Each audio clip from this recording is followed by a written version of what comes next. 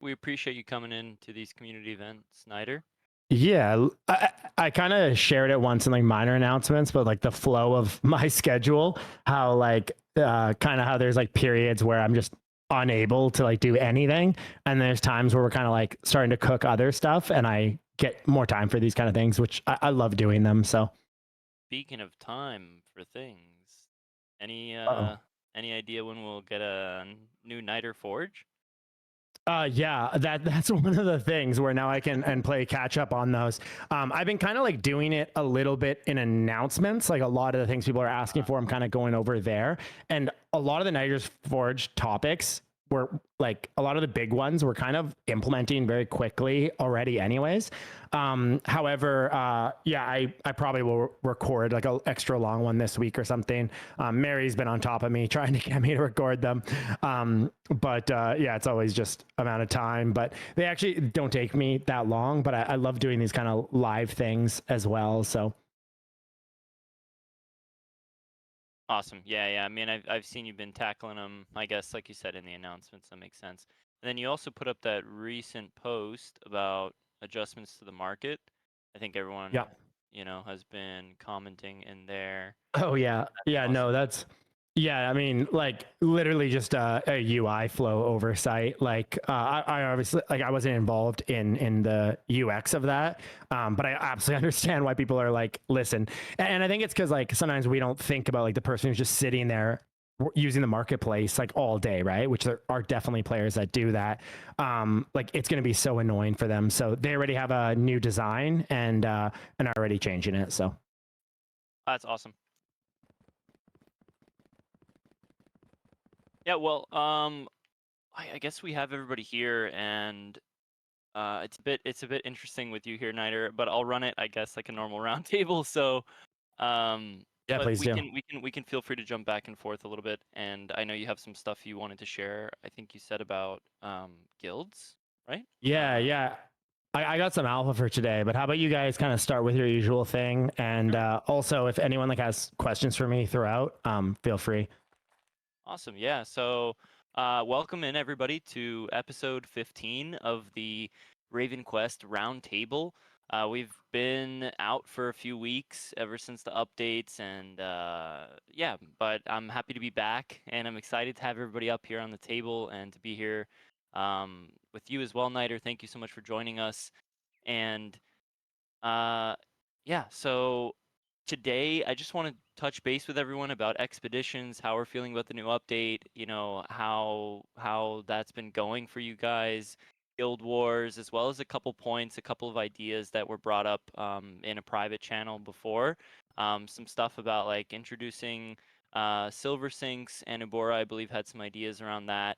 And Valdez, I'm assuming you have some questions for the community as well. So let's just have fun discussing about the state of the game and maybe even marketplace implementations that Niter brought up. And yeah, that's pretty much it for today. I'm excited to hear what you have to say as well, Niter.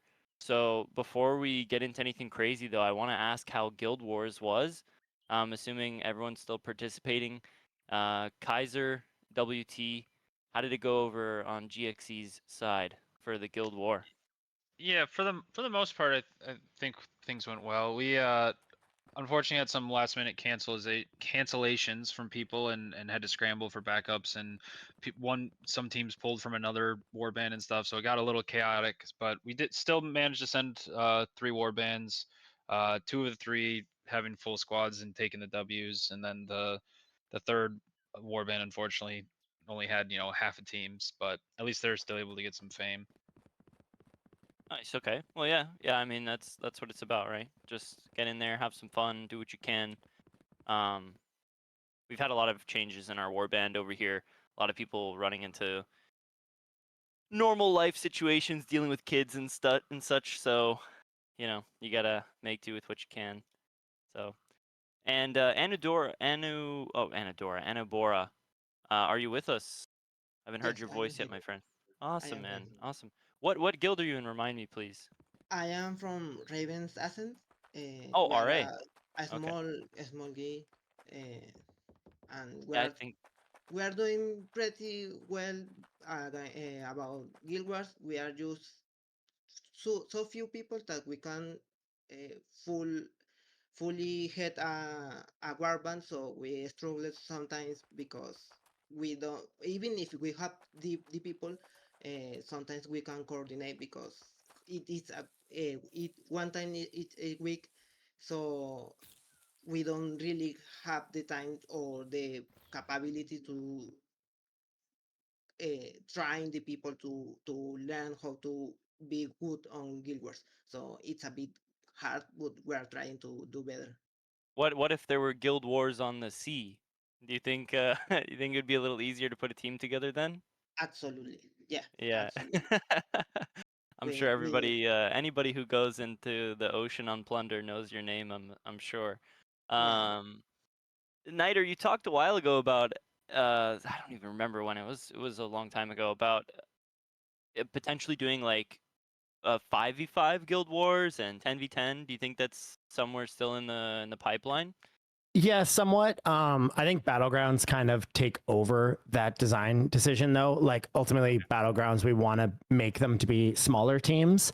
I think like right now we have so many things that we want to implement into the game, and of course, always a million things coming up that slow that down. Like for example, I'll share a bunch of them today, but there's a bunch of things that we know already. We want to get into the game, but then things pop up like, okay, Lucky Coins, the UI could be better, or this should be changed, or that should be changed. Every time, of course, that takes another day of different kind of things to implement shorter that obviously we know are very desirable, but that pushes everything back, and that's the nature of game development, right? If the community is like, hey, you introduced this new thing, but we would like it to flow smoother.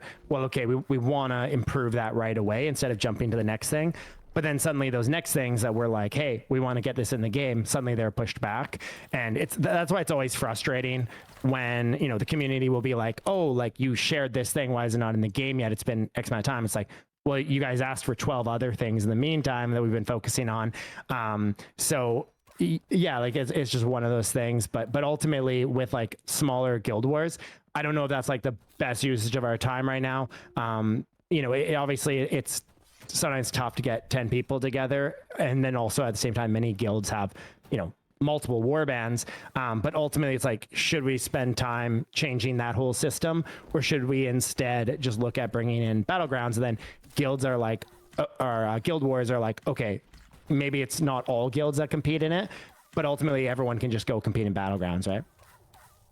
Yeah, 100%. I mean, I agree on the level that like it's probably not that I'm in any place to say like what the best use of your time is, but the community probably is what's the word, like unanimously agreed upon the idea that guild wars are in a good place right now. So yeah, I'm sure everyone would love to see time being spent development wise on other things in the game for sure. Like group content, which I'm assuming Battlegrounds is one of the things that would cover that box. What is this RavenQuest AI? What the fuck? I started cackling when I saw that. I'm sorry. I started laughing so hard I muted myself. I so hard. Like it just joined the Discord, and I'm hoping it's not in here trying to scam people. I don't know if it's a staff member though that is like testing something, but I don't think so. I'm gonna ban it just because I feel like it might be trying to pose as us. Yeah, and then the actual username's A88W, so it probably isn't. Yeah. Okay. I'm gonna ban it because I feel like it might try and like message people and ask for their shit. Sorry. Go ahead. That's funny though. It looks like some sort of gag account. Okay. That would be cool though. Maybe like an AI companion that we can go and ask questions to. Oh, and, apparently it's already adding people, so guess good call. Yeah, it added me already, so whatever. I banned it. I was hoping it was a gag account. I thought that was hilarious. Yeah, I thought so too. I thought someone was joking around, but. Oh, that's fun. So okay, well, where we were talking about Battlegrounds, Guild Wars, introducing new things. What would you say is the top priority next, like major update wise? Oh yeah, I'm done. Yeah, let me just go quickly grab some water. I'm gonna take 2 minutes. You guys go on to something, and then I can dive into this. This is gonna be I'll have a bunch of stuff to share. So I'll let you guys go. Absolutely. Yeah. Of course. Okay. Nice. You can definitely ask about the rates and the new content about that skeleton that is shared. And the video was like 20-30 people in Raven Crest, and some group content was. Wait, what was that, released. Valdez? Like 20, 30 In some people in an- Ravencrest? In some announcement, there is just a video. Maybe it's in minor announcements, and it's just like 20-30 people in Ravencrest. That's the video about.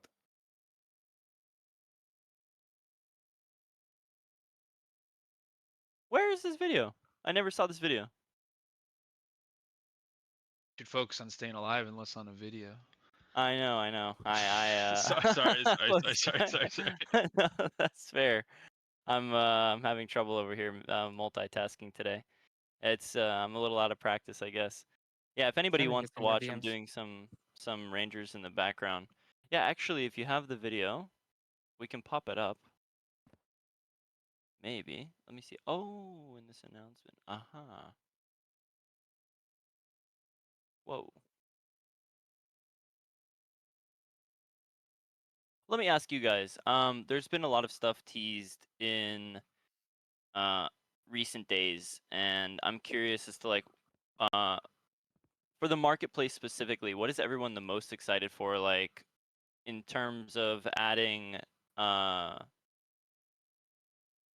in new features to the marketplace? I'm grabbing the link to that thread right now. If anyone hasn't checked this out, Niter put this up in the general feedback a few days ago, and just for discussion around marketplace improvements.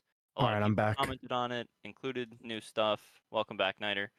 Yeah, graphs over previous trades, scrolling instead of pages. Yeah, nice. You talking about there's gonna be like and trends as to see well. what the market prices have done before? Yeah, that would be really cool actually. If we could see That's what trends. I'm most excited about right there. I love watching trends, so that gets me all hot and bothered.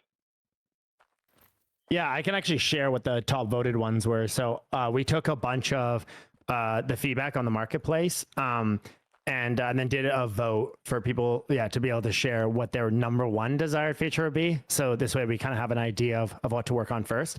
To be super clear, by the way, with these, some of these are like structural, like very heavy and are literally like week-long tasks for us to do, and some of them are quite quick, right? Some of them can be just a few hours of work and then some QA.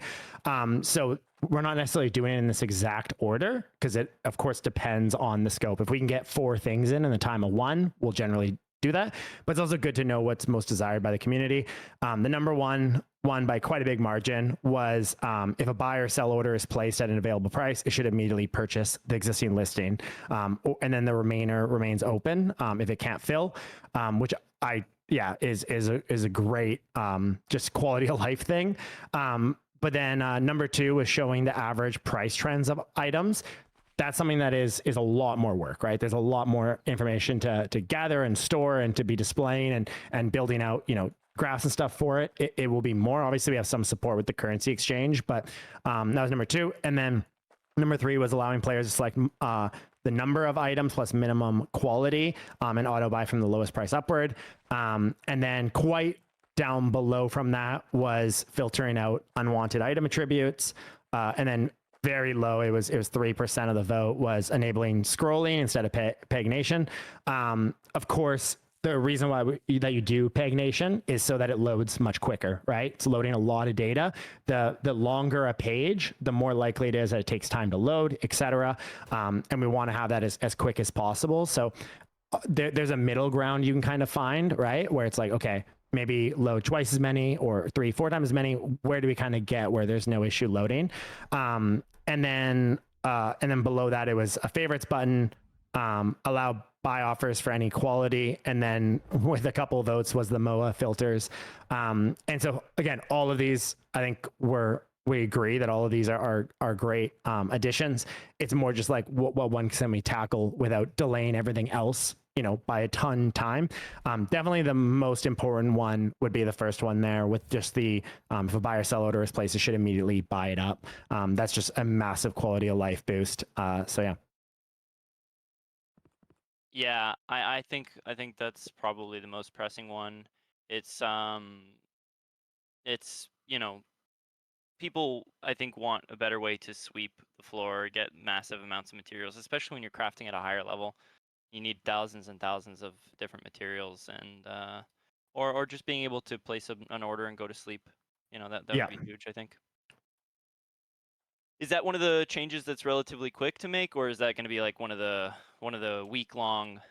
I actually don't know. The Right. engineer who did the marketplace, I have to chat with him this week on it. He's tackling a few things right now to kind of see what that looks like. The truth is too, we've talked about this before, but we've had a much bigger vision for the marketplace, which was really building it out to support like NFTs and stuff as well, and just have everything. So like not having token trove, not having their fee, which obviously is a significant chunk as well, and basically just having our own marketplace that's in game and supports out of game. This is obviously not a quick thing to build out though. And so it's kind of like, do we want to just work on all these features here, or do we want to just make that part of the structure of the new marketplace?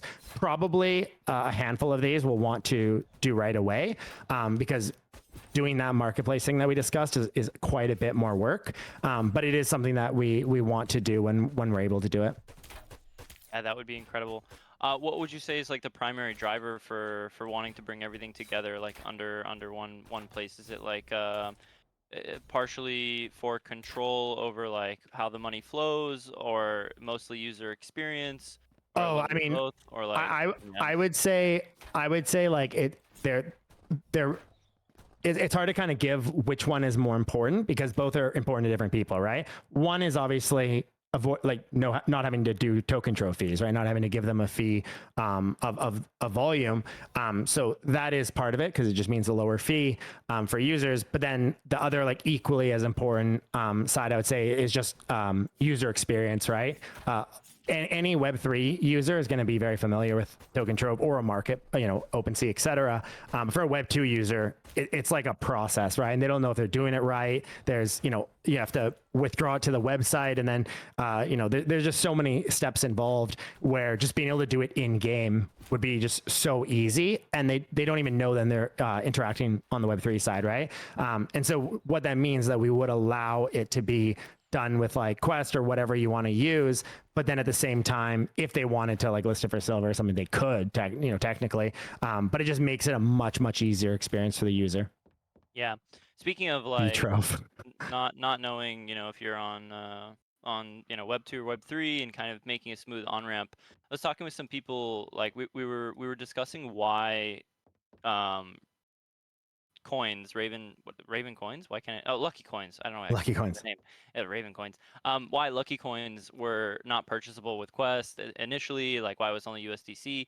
And I was saying that like for people who don't engage in Web3, you Infinitely easier. Yeah. yeah, it's like you got to have an ability for people to engage in like now one of the most critical components of like end game content, which is your expeditions, not needing to have Web3 currency. We saw this firsthand when we removed Coinbase Commerce, not even just Xsola, but Coinbase Commerce originally. Again, like you would think as a community member, or even us to a degree, we were like, oh, okay, all those players are just going to now figure out how to buy Quest on a DEX, and they're going to go through all these steps, and they're going to do all this kind of stuff. The reality is it was 5% of users that did it. The other 95% that were purchasing that way just stopped purchasing because there's a reason why games and websites like Amazon and stuff, why they will spend enormous amounts of times to remove just one click from checkout, because it increases the conversion by a massive amount. And we saw that firsthand. Like we thought there would be some drop off, but we thought it'd be like, okay, maybe 25% drop off. We did not expect a 20-to-1 drop off. And we've seen the exact same on ramp with adding it back. It was like the amount of we can obviously use like Lucky coins are valuable and people want them, but just the amount of users that are spending money now from before, like magnitude skyrocketed. Players that just never like wanted to figure out getting Quest, going on a deck. So like, I'll just get the free Quest that I get from playing and I'll spend that. It was a massive change. And ultimately, like not only was it partially because we just wanted to do a completely changed setup to our ecosystem, but also we just wanted to make it accessible, because the reality is we do have a very heavy Web 2 audience, and we need to understand that, right? We're not like a classic Web 3 game where everyone's used a DEX, everyone knows how it works, all that kind of stuff. Like, and there's better on ramping we can do, but it's not easy, right? Like, we're even looking to integrate Quest into Transact so you can use Transact, but everyone who's used Transact knows it's not a simple process either. You have to many times like upload your passport, driver's license. That is a massive piece of friction. But on top of that, the fees are insane. And it just didn't make sense. It's like, why would we do this? Like, for every dollar that comes in, if you buy up and burn $1 of Quest, it's the exact same impact. Now, if you suddenly say, okay, 95% of users are going to have a hard time spending and just not spend, and then on top of that, the ones that do, they're going through Transact and they're paying, 10% or whatever fee. Like, it just doesn't make sense as a model. Yeah. Well, I think I think you guys took a step in the right direction. We have a great question here from Sam Bam. He's wondering, and I think a lot of people are I know it's a tough I'm trying to question, for sure. I'm just trying to think what I'm allowed to say on that. Right. I didn't sign anything yet. I don't know if it's taboo. And maybe I just shouldn't name who it is. Because maybe then that's fine. I don't want to jeopardize it. Obviously, I would hate myself for just sharing with. Snyder, I don't want to get you in trouble. Yeah, no. I mean, I haven't signed any. Yeah, I haven't signed anything, so I can't get in trouble. I just don't want. I think as long as I don't mention who it is. Yes, we already have an approval from a centralized exchange and a significant one. Awesome. Yeah. And however, there are like certain things in there that obviously like we need to line up. The reality is, and I think this is something important to share, is I see so much hate from some people on like centralized exchanges. And don't get me wrong, I have like, I don't think you should launch with a centralized exchange. I think it's usually down the road once you have everything ironclad, then you look at it. But ultimately the reason why centralized exchanges can be a really negative experience and why they can be a really positive experience for some projects is centralized exchanges will usually always say, do you want to pay in USDC or do you want to pay with your token, with your native token? And virtually everybody will just say, oh, of course, our native token. Yeah, no, of course. Like, yeah, we're not going to pay, how much, because centralized exchanges are not cheap. And that doesn't even include like a market maker loan and all these kind of things you have to have lined up as well. And so like, of course, if you're giving a centralized exchange $200,000 in your native token, and they get to choose what they do with that, let alone airdrop it to their whole, holders on their chain or whatever, on their exchange. Of course you're going to just immediately see a huge dump. And that's always been a non-negotiable for us. Like, we've always known that we will only do it when we actually pay the money. And that's another part of why actually having revenue is important, right? It's important to have actual revenue, because then you can actually do things without having to do them in a way that's just going to, have a huge consequence to it. Because the reality is, if you list on a centralized exchange and you're not giving them any token, and you're not just airdropping $100,000 a token to people on that exchange who are going to instantly sell, there's no negative part of that. It's just positive. It's way more volume, way more eyes on what you're doing. That's where traders and speculators are. I love IMX, but the reality is, there's no traders and speculators on IMX. There's no token discovery on IMX currently. Like, I hope they make some changes and stuff, and they've shared a lot with us on how they plan to change that. We're kind of just waiting. But ultimately, like, IMX is not a hospitable place for that. And so, exchanges are even more important for someone like us. And so, yeah, we have everything lined up already there, but we don't want to be giving them, $200,000 of token that they will just dump as they've done with pretty much every game. We want to do it the right way, but with that, we also need revenue, right? And that's why like the changes we made have been so impactful, because we actually are generating revenue now, and it allows us to cook a lot more and look a lot bigger picture. Yeah, one thing I think that maybe wasn't considered, something in the back of my head, by sort of delaying the centralized exchange listing, is that people actually have an opportunity to engage Know with what they're the token a little buying. bit. Yeah, know what you're buying. You know, you're not you're not buying the token when it's already been pumped by 3 different whales or whatever speculators, and you know you can buy in slowly over time. You know, ever since launch, like if you're a supporter of the project, you can buy in at like a nice fair price, dollar cost average in, or whatever your strategy is, and you know it's a little bit more friendly for the players too on that degree, I think. Yeah, absolutely. Awesome. Well, I appreciate you sharing. Yeah, we don't need the we didn't need the whole details. You know, Yeah, a little yeah, yes or no is enough. yeah. I don't want to get you in trouble over here. Yeah. So, No, I appreciate that. I appreciate that. yeah. Anybody? I'm not lost, Daniel. I just again, I'm a little out of practice over here. If anybody Hey, it's just doesn't warm know where up. the high level trolls are, I am walking over to the high level trolls. Requires some climbing gear. It's a little alpha for you in game. Kaiser, WT, Valdez, and oh my God, why did I forget? I forgot his name. Oh my gosh. Anabora? Listen, Anabora, thank you. Yes, I'm on streamer mode, so I can't see everybody's name. But if you guys have any questions, I kind of want to just open up the floor here because we're already halfway through. And Niter, I know you had some alpha you wanted to share. oh with yeah, us. I got more to We're share, taking but some time. yeah. Yeah, I just Awesome. kind of want to open up the floor I would to. take the mic. I would take the Yeah, mic. yeah, please. I am very excited to be here and share the space with you. I have some questions and like feedback from the community that I want to share with you, Niter. Really Bring it on. appreciate you. And I think everyone is excited about Quest 2.2. 2.0. I think the ecosystem feels a lot more, live. The expeditions is just great, and you tease some. So basically, I'm just gonna throw it out, and then you have have some comments on those you can share. Do it. So the teased group rates that you shared, and you know this new XP infusion swapping is all great. You know the game design is really on point. I think who enjoys the game, like to play, I think they're in a good spot. Some of the concerns maybe with the game design in the expeditions that you get these merchant influence points, and maybe that conveys into like not doing trade packs anymore, like the ones. And the sound effects. I don't know if you know about it, but with the last patch, the sound effects were gone from some interactions. And oh, interesting. I'm sure it's been reported 100 times in game, so it would already be on the QAs. And some like for the future, like we talked about the Quest on central exchanges.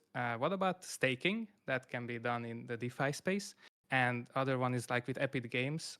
We see that a lot of great feedback, like and positive reviews. Do you plan to execute localization on different languages with that? Thank you so much. Yeah, great question. So let me just make a note here. So staking, merchant influence, and localization, I think were the 3. And so yeah, on the merchant influence pool, again, like you guys see how much stuff we're dropping, how many things that we keep responding to, like, oh yeah, like no, we definitely want to improve that. Lucky Coins UI, like a million things. It really is just always like we can only do so many things at a time, right? Like you can even just see in the chat, like, we bring a new update and there's 87 changes that people want, and that's totally fair. And that's helpful to us, right? It gives us like a pipeline of like, okay, sweet. But with that, of course, like we just try and prioritize as much as possible. So it's same with merchant influence pool. Like we have some changes that we want to make to it. It's really just trying to tackle one thing at a time. Obviously, like our goal with the Quest 2.0 ecosystem in general is how do we improve the rewards for players who are actually playing the game, leveling up their character, doing content, and actually, playing the game, right? And how do we reward them more and reward less the people who aren't doing any of that, and they're just like doing the exact bare minimum to get as much as they can and just instantly selling, right? And so with that, like we made a lot of changes and they've been very, very beneficial. And ultimately, like we're going to continue to reiterate on that. Like the Quest 2.0 ecosystem is like, this is how it's finished. And merchant influence was one of those things where we're like, we want to get more rewards to landowners who are actively playing the game, right? But at the same time, we don't want it to be a situation where suddenly like merchant, like running prime train packs is not worth doing, and there's, you know, people don't want to do it anymore, and boom, this is dead content. Obviously not our goal. Like, we don't want to kill off other game systems that we made, but we also want to still have that side of like, okay, they're actively playing the game, they're not just literally doing their LAN and maxing out trade packs every day and then, you know, doing that, because that was definitely a meta for some landowners. Like, they were only doing that every day, and that was, and then just selling 100% of the quest, right? And we're like, well, hey, we don't really want people that are just doing that every single day, and that's like their entire game loop experience with RavenQuest. Like, there's enough games like that, but we need to find like better middle grounds there, and ultimately we don't want to just, we want to do more than just changing the values or just completely reverting it.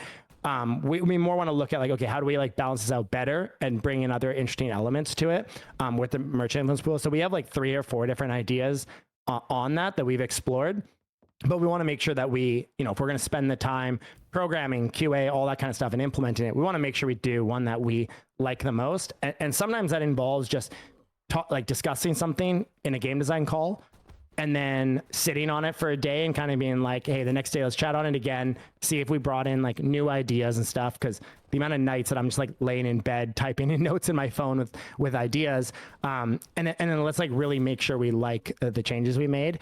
And that's one of those where we're not happy with the current state of the merchant influence pool. We're happy with the direction, but not the current results, if that makes sense. And so we definitely want to make tweaks there. Again, it's just trying to make tweaks to as many systems as possible. The expansion launched 2 weeks ago, and obviously, you know, we've made a ton of changes, and we're going to continue to make iterations. And then on staking, this is something that will be coming quite soon. Ultimately, with staking, though, it's just there's a lot of things to consider there and make sure that we design it right. We've gone through many different iterations on the staking design, and we have one we really like. It's just getting it fully implemented there.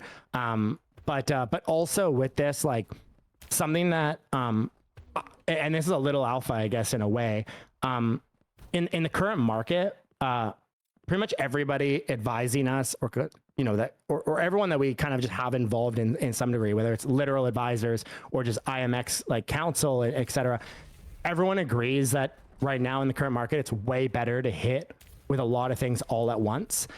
So don't just do you know, land and token buybacks randomly. Don't just throw in staking. Don't just, you know, do those kind of things. Bring them together in like one big hit, right?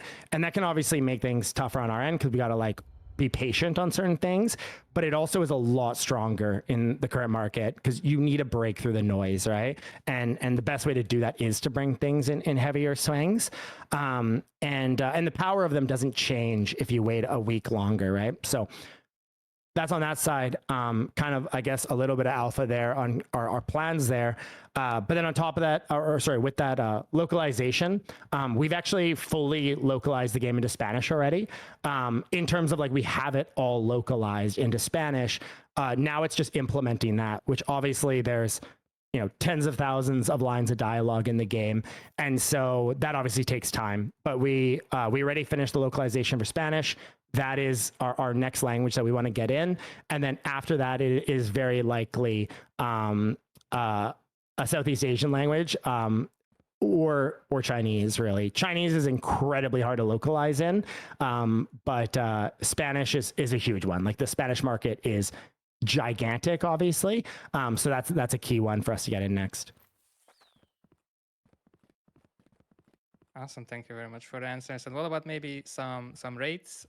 You teased. Oh yes, this kind of came out of nowhere, but we had a quick call and we were just like discussing raids, and we got insanely inspired throughout it. And then suddenly we had like one of the senior artists, and we had a game designer, and we suddenly were just absolutely cooking on raids, and that's like I'll kind of go through all the things that we have that we want to be getting in next. But basically after motor racing, that's like our next core content that we want to bring is bringing in raids. They're going to be kind of tied to expeditions in a way. And so like with expeditions, there will be new kind of seasons and themes of expeditions. I kind of lightly teased what the next one will be on my Twitter. With that, like the idea is that the raids will be related to the expedition theme. Yeah, like our plan for the first raid is a skeleton boss, and but we want to do these in much more fun ways. We don't want to just make it like a quest boss, which granted there's some very fun quest boss fights. We want to do something unique with how raids feel, and not just bringing in like, here's a creature that has boss mechanics and you fight it. I can't really get into that without spoiling it, but you'll see it as soon as we make a teaser video for it. But they'll be very, very unique, and our goal is really to bring in group PvE content that isn't just a quest boss or whatever. Yeah, Bunny, I guess Bunny did share. That's kind of a meme on it, but that was a quick sketch from our artist. He did that in like 10 minutes, by the way. He's the same one that was doing the tiger live on stream, that one stream, the tiger mount. But ultimately with that, it's also like, okay, well, what do we want as rewards from raid bosses, right? What do we want to be that peak rewards? We've now built all of that out as well. Some new progressions, some new kind of cool cosmetics related, maybe a unique mount, stuff like that. And actually, I can spoiler one of the things that we're also going to be adding as raid drops is some unique profession recipes as well. So, and one more thing I can share on that. We'll actually be introducing a new tier of weapons and equipment with it as well, which will be, I don't remember what we exactly called it, but they'll be much more unique in how they work. And we really wanted to bring in this sense of like a boss that you do, and there's like this like hyper rare drop that you're looking for. And yeah. Awesome, Oh, thank that you is very awesome. much. Can I steal one question that's been just Dude, this isn't even my question, to be honest with you, but I ask see everything. you posted a lot in like the landowners chat and in guild, in my guild, people asking, is there a plan or anything to separate the merchant influence pool from like the expedition pool or anything? Because as is, it does seem like trade pack certs are a little rough to run. Yeah, do expeditions. That's what I was just mentioning, is like we like the direction of changing the merchant influence pool, so it's not just literally on the trade packs, right? But at the same time, we don't like the current state of it. So that's not to say that we won't potentially separate those pools. A lot of people are like, oh, just make like another pool for landowners. And it's like, well, yeah, we can do that, but then we need to reduce the rewards from merchant. Like we can't just make this out of thin air, right? And so that's something that we've considered, but we also have a couple other ideas that we like.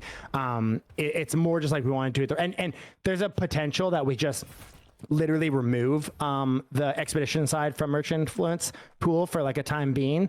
However, I have to say, there's also a lot of players that love it. It like a lot of the players that don't love it, they're and not to say all of them, because there's ones literally in this call that are talking that I know are not this way, but there's also some that don't like it because they don't really want to play expeditions and stuff, or they don't want to really push their character or anything. Again, for many, it's kind of like more of a middle ground. They're like, hey, like I am playing expeditions, I'm pushing my character, but I like the trading side of the game. And so we want to make sure that they're like, that's a good spot as well. And so ultimately it may be splitting those pools into different kind of things, or maybe we just get rid of the expedition side entirely and do something a little different. We just want to make sure that we tie it in where like you guys don't fully obviously see everything that we see, but there are people that are very just max extracting 24/7, zero fucks given, and then at the same time every day complaining about stuff and saying, hey, we want more to this, or change this back, or whatever. And it's kind of like, listen, like we can see your wallet, like you literally since day one you've been really just only with that as your focus, right? And so we want to find ways of like I actually shared a tweet on it. I've been a little bit more active on Twitter lately, but ultimately just like issues with play to earn and just how things need to be done better, right? Rewards should flow more to the people that are supporting the ecosystem, not entirely, but they should flow more towards them, because that's the only way incentives can be aligned, right? There's only so much like imaginary money that appears out of thin air. And the reality is, if you can have a much better loop where players that support the game get more rewards, but then they also subsidize the rewards of all the players who don't want to spend a single dollar, that's a great scenario. That's the scenario that you want. But making sure to find the right line there where it's not like, too heavy to one side. That's what's really important. And that's why we'll continue to iterate. We'll continue to change.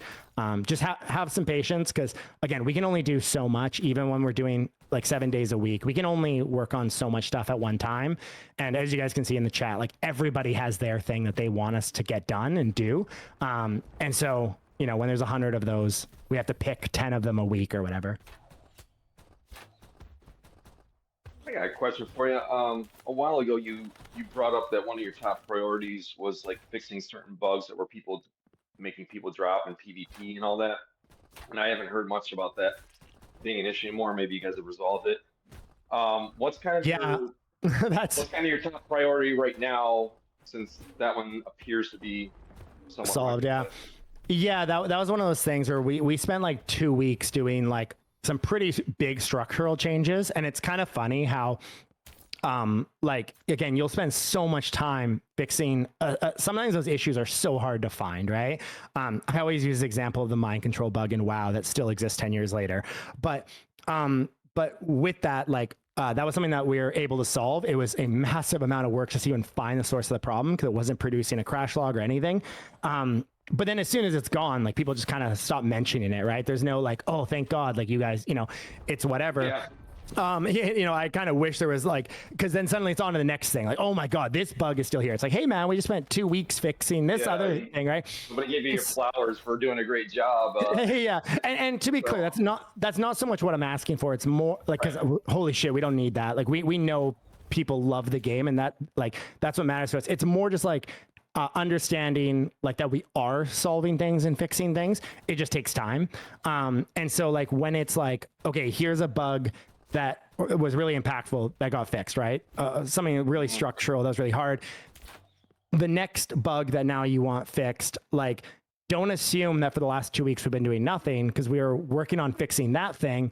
It's not that we've been ignoring this other one for the last 2 weeks and doing nothing. It's like we just haven't been able to work on that one yet because we've been working on the other ones. Right. And so you can only put out so many fires at once. Yeah, exactly. And with a live service game, like you do an update and suddenly the sounds are broken, right? And it's like, why the hell did this happen, right? Like it's like, it's one of the hard parts of a live service game, and that you're adding new content to. You can have no bugs if you ship content once a year and like 6 pieces of content, but when you're shipping a lot like us, more bugs can occur.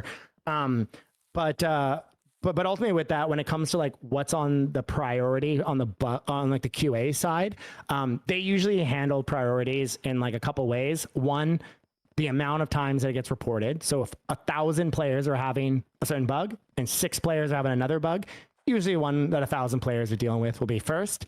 And then 2, it's also like the magnitude of the bug, right? Like, is this like a thing where their character is getting kicked and then all their items are disappearing, right? Like, okay, well that, even if only one player it happens to, that's our priority, right? And restoring their character and all that kind of stuff. But then if it's like a bug where it's like, I don't know, something like really small, like this item isn't, the text is a little bit wrong or whatever, it's like, okay, well, maybe that goes a little bit lower on our priority, so. Nice, thank you. People that helped with bug reporting get anything for actually helping? Yeah, all the time. It always depends on severity of the bug and who reported it. So many times, if it's a significant bug and you're the first to report it, we will directly compensate you for it. Many times there's people that like report a bug and they're like, hey, blah, blah, blah. But it was already reported a week ago or whatever. Obviously we can't just give a reward to every single other person reported a bug, because 1,000 people might report the same bug. But ultimately, like, like the first person, especially if it's like a significant bug. There's been times we've given people like $500 just for bringing like a really significant bug to us. So it completely depends on the scope of it, when it was kind of reported. Many times we'll do like the top few people that reported it if they were like all really close with each other. But yeah.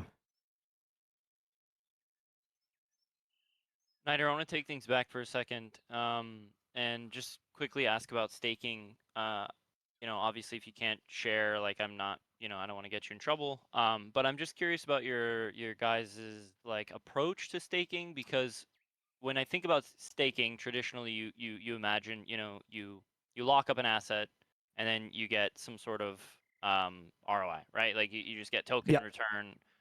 Your assets appreciate in value. But with the way that land already functions in game, where we're getting our weekly quest chest, it kind It of kind of feels is like staking already. right. Yeah. So Yeah. I wonder, like, what's your approach? Is it more of like how do you reward people for? I'm assuming the Yeah. staking would occur outside of the game, right? This is Yeah. land that is Yeah. not in the game So actively, right? there's a few ways we're looking at this. So to be clear, we're looking at staking on token and land side. Likely the token side will come up first because it's significantly easier on the design side. But also when it comes to land staking, you kind of made the point, like when it's in game, it's kind of already like it's being staked. Part of the intention around land staking is for people, because there are players that have like 20 pieces of land, because they're like, listen, I like this game. I want to have a bunch of land, whatever. Even if I can't use it, I still want to have it, right? And it's more for like people like that. Like, how do we, without breaking the entire game balance by letting them have 20 pieces of land in the game, how do we bring rewards to them for doing that, right? For wanting to hold more land. It's one of those things that generally when you introduce staking into a game, volume or like the floor usually goes up a fuck ton, because people are like, oh, sweet. Especially when right now there's a lot of landowners that have like 5 lands, and they're like, well, why would I buy another one unless I just want to have another one? There's no benefit to having that. So more bringing like, how can we bring rewards to those people? And so even more impactful for us, like we obviously do a lot of analysis on this kind of stuff, and what does that look like? And it's very exciting on our side, because the reality is, for anyone who doesn't know this, with most Web3, like we have one of the most like diverse amount of holders for our collection size. And a big part of that is because a lot of people kind of just want 1 or 2 pieces of land, right? And that's very unique to us, where we don't have like 2 or 3 whales that hold 40% of the supply. And something we're very proud of, but at the same time, like those are the people that generally move floors in a significant way, right? It's the person who comes in and buys up 100 pieces of something, right? And we need to provide a hospitable environment for people like that as well, right? And so it's partially around that, but then also when it comes to rewards, this is where I think it's like there's multiple levels that we want to do with the staking system. The reality is, a lot of our landowners, especially now at this stage, 6 months after release, which is insane to think about that it's been 6 months. A lot of landowners now have transitioned from people that just want to try and get as much, ROI as possible, make as much money as possible, to a lot of people that just want it for the game purposes. They're like, hey, I can produce like 10 times more resource, but this is fucking sick. Like, and I get free patron. Like that's why they want it. And that's been great for us to see that change of ownership, and obviously a direction that we would much rather be in. And so ultimately with that, with our staking system, we're more looking at like, okay, how can we provide good rewards, but how can we also loop in the people that don't really care about getting a lot more quests? Like no one's upset when they're getting quests, even if they are just getting it for the in-game stuff, but how do we bring in where they're like, oh shit, like I can get this like exclusive cosmetic by staking, right? Like how do we bring that stuff in? Because what that allows is it means you're not just putting 100% of the value on how much, token they're getting or something like that. And that's a much better model, because let's say you have half the players are like, hey, I would rather get this really cool thing than just getting more tokens from it. Now suddenly you have like half the amount of rewards being distributed out there, right? But still still the pros of a staking system, because staking, is inflationary, but it is also really good for value accrual. And usually, I mean, if you look at any chart when they introduce staking, there's usually a significant spike because of it. And that is because there is a lot of benefits to having a staking system, more so just in the fact that like giving a reason for someone to even hold it in general, right? Why else? Like there's no other reason to hold it. Cause there's no like, there's no emotional connection to a token, or a very little emotional connection to a token compared to like a piece of land that you love, you know? Love that. Love that. Yeah, that was like exactly what I originally thought a while ago when I was talking on Ranting Raven. We were kind of speculating that we would see some sort of in-game benefit, which is funny because it's a little bit backwards, but I don't think it really matters. But some sort of in-game benefit, cosmetics or rare items, or maybe some bonuses for in-game as well as token for the staking. So I appreciate you sharing all of that. Stake cosmetics, maybe. Maybe. Nice. Anubora, we haven't heard from you in a while. I'm curious if you have any questions for Niter specifically. Yeah. I know you had also brought up, some like discussion points around silver sinks and Yeah. I think maybe it was Kung Fu actually who was talking about like Yeah. an Yeah. upgradable monk with Nemos. Anyways, go ahead, ask away. Before I talking, because about silver, I would like to do a question that people is asking me about the balance on pistols. They are kind of broken right now, so we want to know if there is anything ongoing about balancing them. On pistols? Yeah. Yeah. There's already a change coming to pistols. Sorry, pistol users, you guys are gonna hate us. We're gonna get a bunch of FUD because of it. We know that, but yeah, pistols are too strong. There was a bug with them that was causing them to crit way more, so they were even like stronger because of that. There is a change coming to pistols though, because really right now there's like no reason to not use pistols over dual wielding melee weapons, and that's the problem. So yeah, there is a change coming to pistols, also to two-handed weapons as well. Right now we feel like there's not enough reason to use two-handed weapons, so there'll be a change coming for two-handed weapons as well. And when I say change, I'll just be honest. There's a nerf coming to pistols. There's a buff coming to two-handed weapons. Thank you. That's exactly what people was asking me, because they were not seeing a reason to use two-handed axe or a sword or even rifle. So of course, yeah. And this is the tricky part, right? We've gone through so many metas, right? Like in one of the, like in the early playtests, melee was everything and everyone was using melee. And then suddenly it was like everyone was using bows in the next one when we made some balance changes to bows. And then suddenly everyone's using scepters. Like there will never not be a meta, right? We'll make balances. Within a week, there will be the new meta. This is the strongest, right? I think what's important is we want to be quicker to have like flowing metas and changing metas, even if it means upsetting players, because the reality is I think that's healthier for a game when the meta is different consistently. And like with that, like we've even seen it, like we made no balances to, we made no balances to mages or anything like that.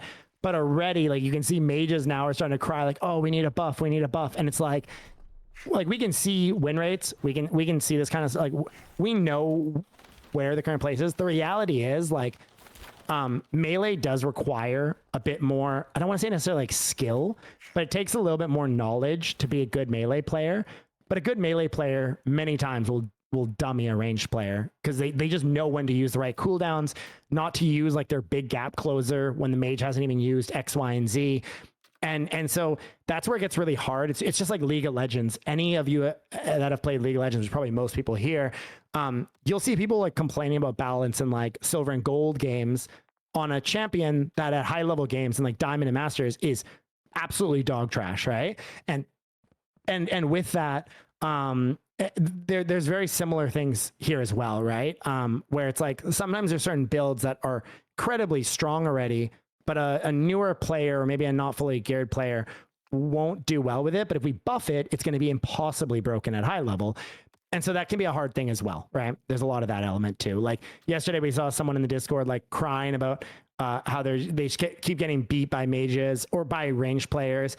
And then a guy who is a very experienced player was like, dude, I never lose against ranged players, right? But it's also ultimately because like I know they know exactly how to play their character.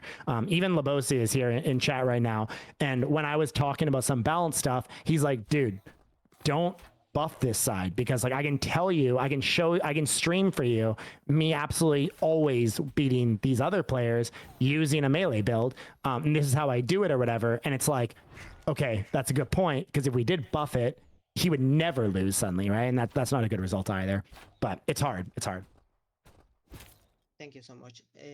Another question the people were asking me is what about the items that are so rare to take to lot and they are not so valuable anymore, and what if is any chance we could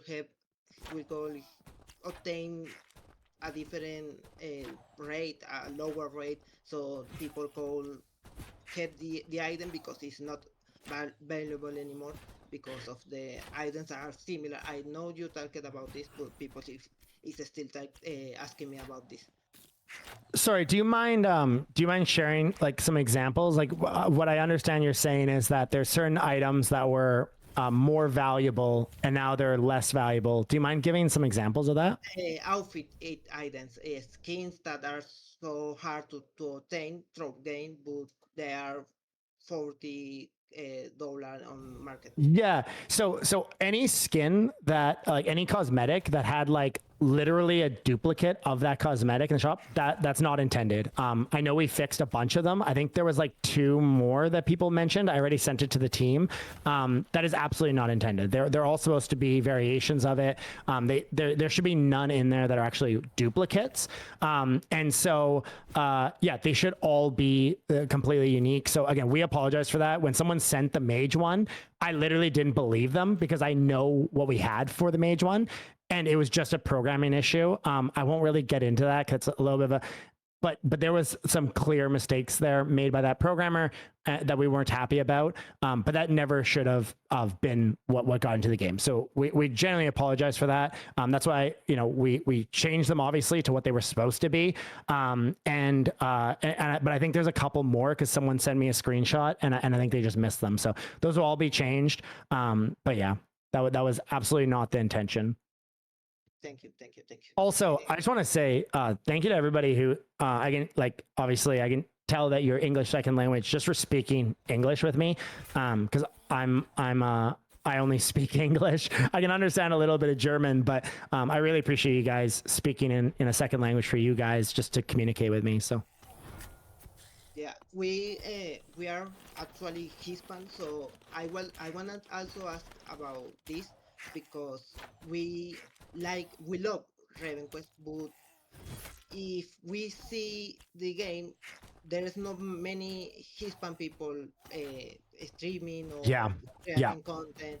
We really want to bring more people, but when we talk about bringing people, we focus on why will people play. Okay, so we are trying to give a reason to people with mostly can buy a land or can get chibi content. They can compete for the leaderboard. So we want to bring people here, but then one of our main reasons because people quit or at least on our guild or so is because we are always seeing everything on rewards for the people that is donating. And okay, we don't hate that because we understand they are we should have the higher rewards, but we want to enjoy the content without the rewards.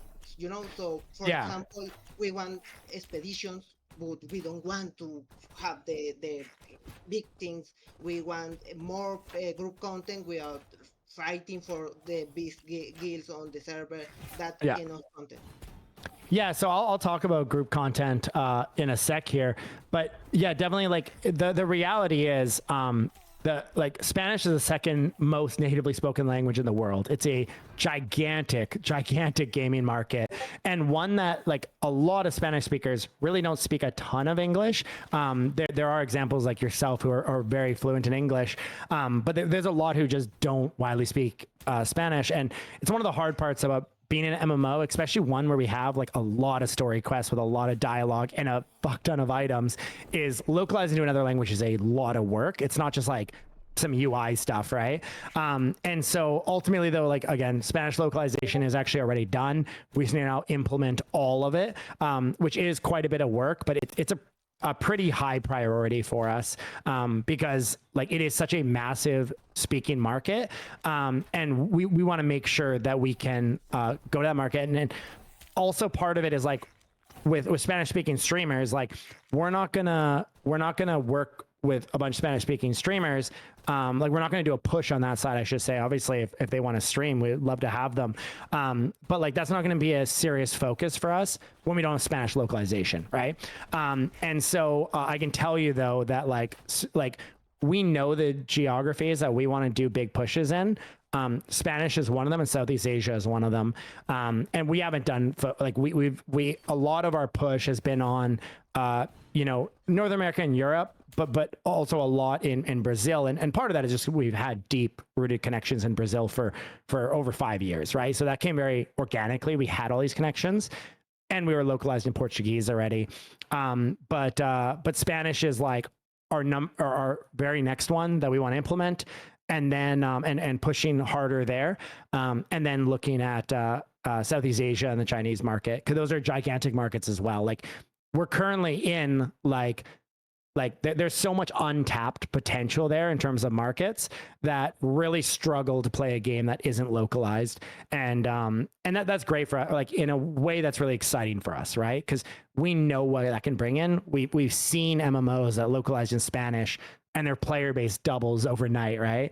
And so yeah, a lot of low hanging fruit there, but also quite a bit of work to get those, but definitely on our list. So.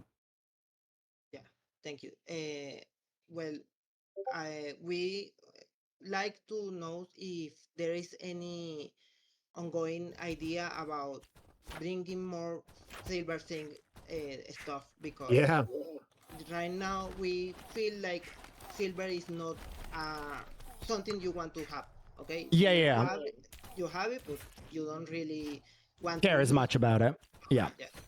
Yeah, it's one of those things where like I will say with the changes to fishing, like we track literally every single silver generated in the game, what the source is, every single silver sink. Silver sinks up absolutely skyrocketed. Silver generated has also gone up a lot, like on a per user basis. A lot of that is coming from fishing, and ultimately we made some changes to better reward high-end fishing. We do need to make some adjustments there, because a lot of the I can say like a huge amount of the silver in the game that gets generated like out of thin air, you can say, like killing creatures or whatever. People will complain about one thing, 10 to 1 is coming from fishing. And so yeah, we need to make some adjustments there. Again, fishing was in a really good spot, and with the changes that we made to making high level fishing stronger, it's definitely out of place now. And so we definitely need to make some adjustments there. But also with that, like it's also a constant discussion of like, okay, for every silver you generate, if you sink a silver, like a coin of silver, all good, right? You're in a happy spot. And so it's also like, how do we bring in more significant sinks into the game? And we have some very key ones that, I mean, I was going to share it anyways. But one of them is something that's coming to the trophy system as well, kind of a evolution of the trophy system, if you will. And like a more ability there on trophies. And that's a little bit of in-game alpha for you guys. But there will be something new coming to trophies. And then on top of that, we also have the Monk Carnival. I'm just going to say it. The Monk Carnival will have silver as an option. And with the Monk Carnival, we're going to have like some exclusive cosmetics and stuff like that, and some other really cool things associated for playing the games. And silver will be one of the ways that you can play those games. And so, yeah, that's been a huge focus for us. The reality is like, we can make really drastic quick changes, right? We can say, oh, okay, the marketplace tax is going to go, we're going to double the marketplace tax. We're going to, we're going to double the cost of this. We're going to make expeditions $1 million to do your first expedition. Like, we can do changes like that really quickly. But the reality is it doesn't feel good as a player, right? And so we would rather take a little bit of time and be like, okay, well, maybe it's going up right now. How do we bring it back down, right? Without just slapping something crazy quick. And this is the same way that any like the Federal Reserve works, right? They're generally not going to like instantly make a crazy change to slashing stuff. They're usually going to be like, okay, like how do we bring it back down consistently, right? And we've done that multiple times now over the last 5 months. New content or changes come in. We still see silver inflation getting a little bit too out of control. We bring in new changes. It starts getting back to a strong spot. But the reality is like, yeah, there's also a lot of like just in-game demand stuff too that is hard to always balance around. But yeah, we're very aware of it, and we already have multiple things that are going to be coming related to that. Thank you. One last question, if I can, really quick, is there any chance we can have items that decorate, change the style of the house or the windows, a door? Yeah. So House that's cosmetics would go hard. Like, I know that's something that we very much want to do. It's a lot trickier than you would imagine though, because it's not like a character cosmetic where you just switch it there. Like, these are actually like part of the world map, right? This is not like if this was like an instance house, then it would be very simple, right? But because they're actually like structural parts of the house, we've been trying to figure out a way that we can do it without having to wait until server reboot. So instead of like changing it and you have to wait until server reboot to see it look different, how can we like delete the house, load up the new house in real time, and load back in all of your, decorations and everything that you already had there? Like, how do we do all of that in real time without, 20 people doing it at once and the server just crashing, right? From loading too much stuff in. And so we've been trying to find a way to do it in real time instead of like having to wait until server reboot to see the changes. But that is a much simpler way to do it. We generally try to first, like, how can we do this in a cooler way? But if we can't, then we can't. And then also, like, we try to some level keep the immersion of the game whole. Like, we know there's a lot of Web3 games where people are running around in a fantasy game with like an astronaut outfit and stuff like that. And we don't really we don't want to go down that path, even though we know, like, obviously that stuff monetizes well and people love it to a degree. But we feel like it takes the immersion heavily out of the game. So we also want to look at like, okay, how do we make sure we bring in house cosmetics and house designs that feel very organic to the game as well, but also unique enough that people are excited about them, right? I got a quick question, if I could just sneak it in here. You don't have to go into great detail about it. Is there a rough ETA of when the team would like to see mobile coming out? I haven't heard anything about it in a while, and I'm just kind of curious where that's at. Yeah, I can't give like a time frame on that. Again, it's just a prioritization thing. The tough part with mobile is we've built out so many new UIs and like designs and systems that we have to port all that over to mobile, because for anyone who doesn't know, like, we're not built with like Unreal Engine or Unity or something, right? So we can't just like instantly ship it. It's like we actually have to work on two separate sides, which is very frustrating and sucks. But the reality is we're able to build it much quicker that way, but it also requires updating it, harder. I think for us is like, we look at mobile as this is always going to be an activation we can do that is going to obviously bring in a massive amount of players. But at the same time, we can always release mobile where there's like changes that people want to see, that we feel are like really critical to get in. And to be clear, like, shipping mobile isn't like, oh, we just need like a day of work here to do that. It's a lot more deep than that, right? I get it. And yeah. Ultimately, I wish I had a better answer, because trust me, it's not like I don't want to ship mobile. I also have to, like, you guys got to also know, and I think many of you do, but like, as a like owner or founder or creative director or game director, whatever you want to classify me as, I'm also always like, hey guys, when, right? Like 90% of my meetings are when as well. And so if anything, like I'm fighting on your guys' behalf for every little thing, right? When there's a change that you guys want to see, I'm like, when, can we work on it this weekend? Can we get it done for Tuesday? Right. And that's why, our product manager, who I'm very close with, he's actually coming to my wedding. I don't know how he doesn't hate me, because every single day is me asking him when on everything. So, but yeah. Got it. I was just wondering if there was any new news on it, but that's cool. We get it. No. I totally appreciate the question. And I promise you, every single thing we want to ship, we want to do it as soon as possible. And, but we also know that's always an activation we can do, and it'll be big anytime we do it. Yeah. All right, then. I got a number. Nigel, you also wanted to share something. Which number do you think it is? To bring your information. Oh yeah, I got tons to yeah, I got tons to share. So I wanted to just share kind of the stuff that we're working on bringing. One of them we'll probably be announcing tomorrow. I'm trying to not spam you guys too much with announcements, but it's really hard because every single day I want to share so many things.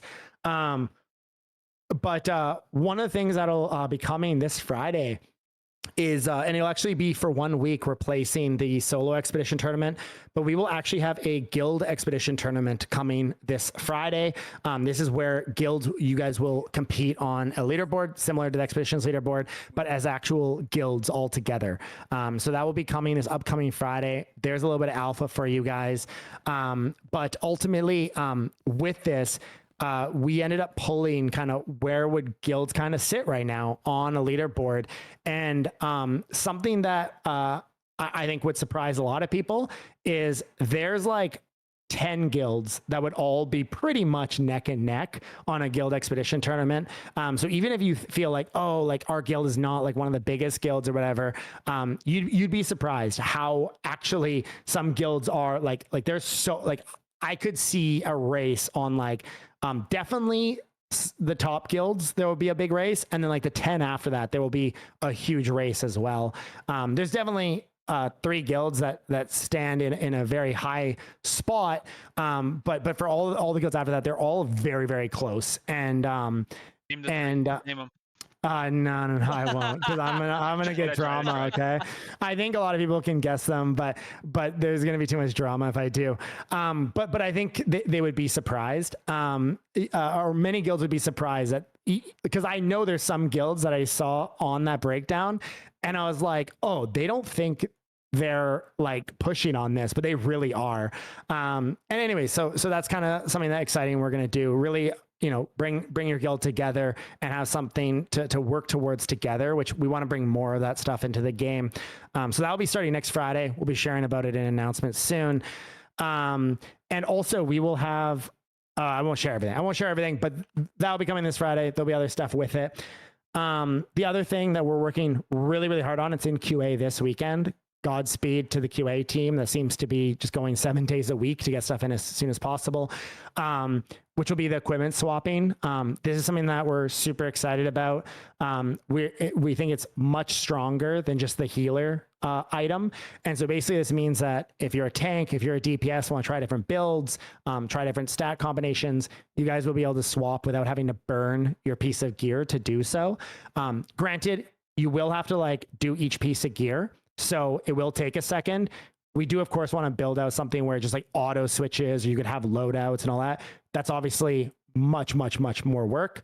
That's something that we will bring later, but we wanted to get something like this in as soon as possible, especially for expeditions and especially for arena. A lot of people keep saying like, hey, like, you know, I want something different for arena. The other thing too is, I already had that. The other thing too is a lot of people have been requesting 1v1 arenas with the gear swapping. This will be like even better, because if you're a healer, you can just load out a DPS set. If you're a tank, whatever, a lot more flexibility there. And then group content. I kind of shared a little bit in the Ranting Raven about the survey we did. It definitely surprised us in a way, but also didn't surprise us. One thing that was very surprising is right now the #1 favorite PvP content is Guild Wars by a significant margin. And then the second highest was Rifts. And open world PvP was actually the lowest. This isn't to say that there's not things we want to do for open world PvP, because we absolutely do, and we already have what we want to add to it to make it a little more interesting. But it was very interesting to see that. Number one voted for new piece of content was Battlegrounds. But also something surprising was the number one favorite PvE activity. They were basically tied by the end of it, but was creature spawns or expeditions. Not really a surprise to expeditions, but creature spawns being that high very much surprised us. And then also the number one desired next focus of content was group PvE. And so something that we are bringing is one, raids. This is something that we want to bring regardless. Something pretty exciting, because this will actually be coming a lot sooner than we expected. We thought that we might need a month or two to cook this up, but will be group elite spawns. So these will essentially be new spawns around the map that are group spawns. And the way that essentially works is the creatures are much harder versions of the original creature.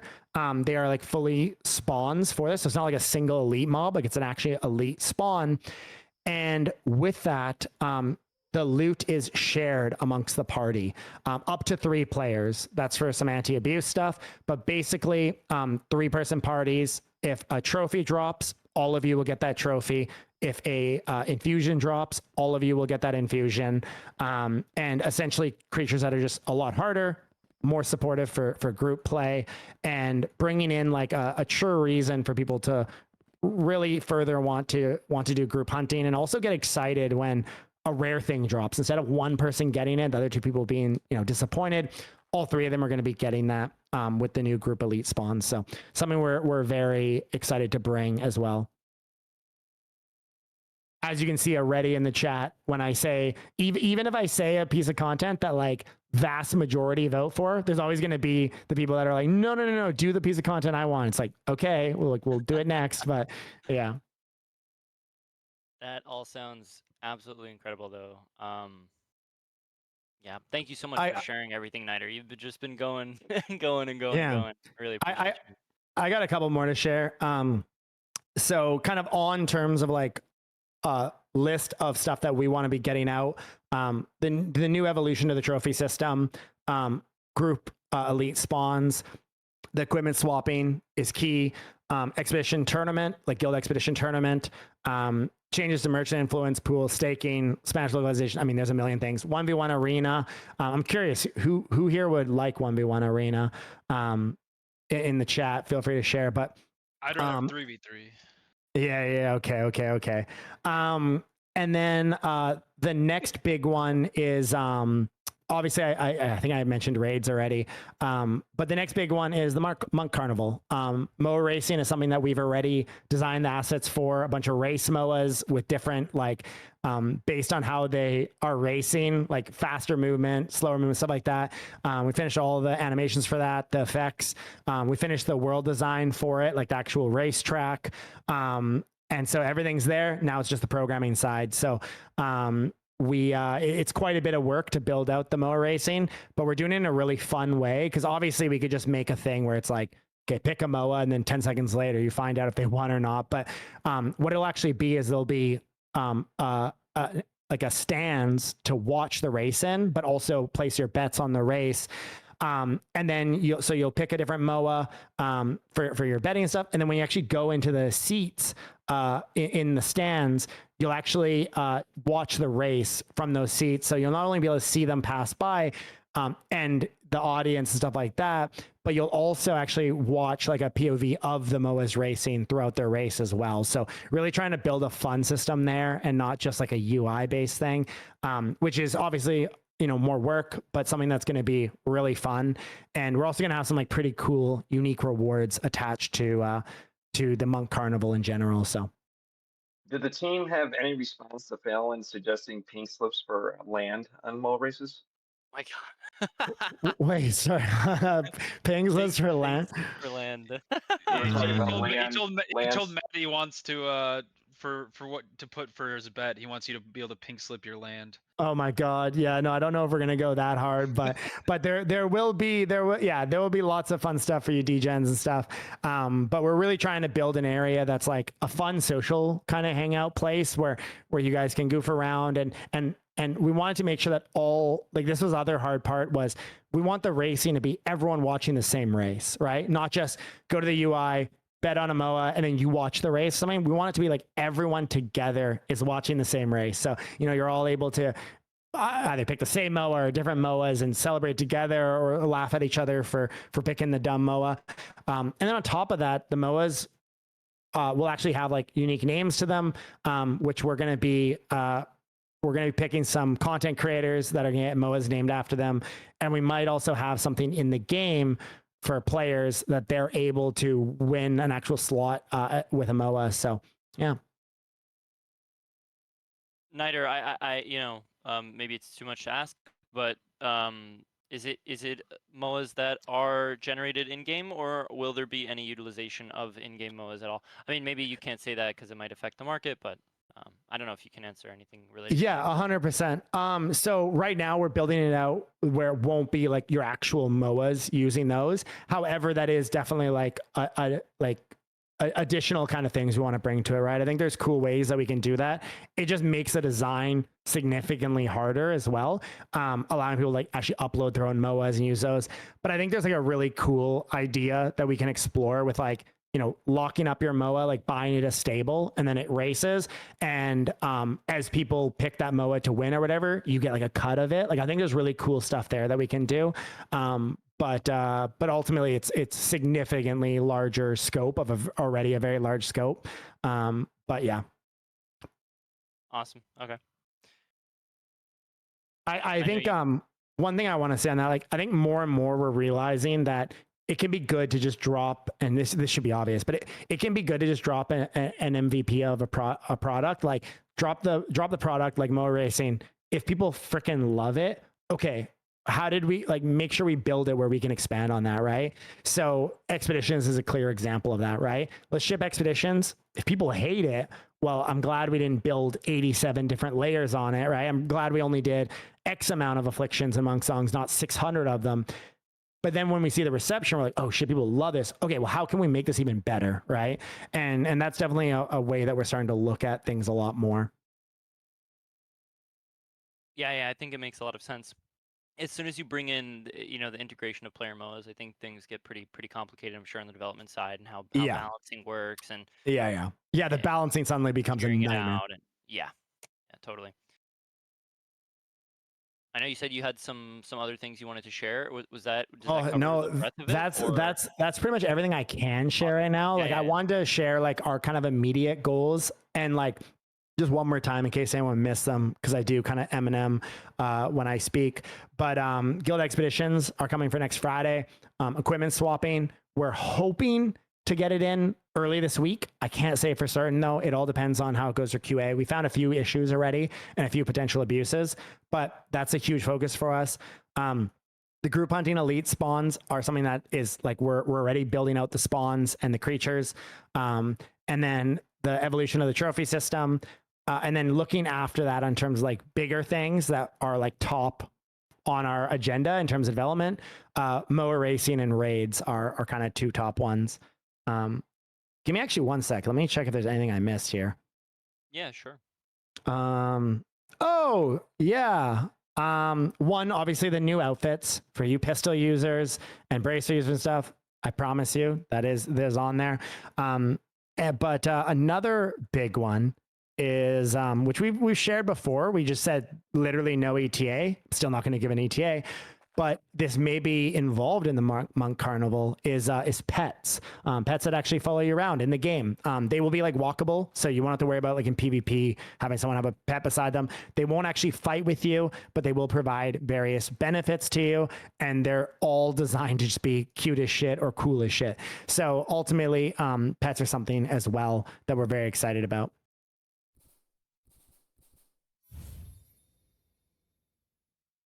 Well,